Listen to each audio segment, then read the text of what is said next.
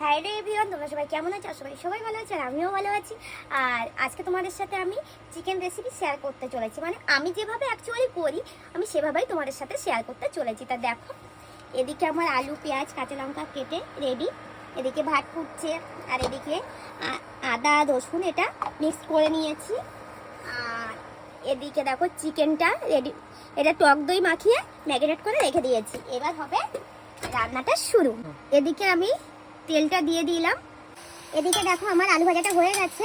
ফোড়নটা দিয়ে দেবো, এদিকে দিয়ে দিয়েছি তেজপাতা, এদিকে এলাচ লবঙ্গ দারুচিনি, কুচানো পেঁয়াজগুলো দিয়ে দেবো। চিকেনটা দিয়ে দেবো, ম্যারিনেট করা চিকেনটা দিয়ে দেবো। এবার একটু সামান্য চিনি দিয়ে দেবো।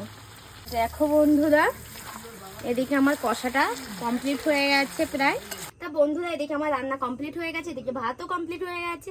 আর হ্যাঁ বন্ধুরা, আমার রান্নাটা যদি ভালো লাগে তোমরা অবশ্যই বাড়ি ট্রাই করবে, আর ট্রাই করে বলবে আমার রান্নাটা কেমন হয়েছে। আর ভিডিওটি ভালো লাগলে দেখা হচ্ছে নেক্সট ভিডিওতে। এখনকার মতো এখানে শেষ, টাটা।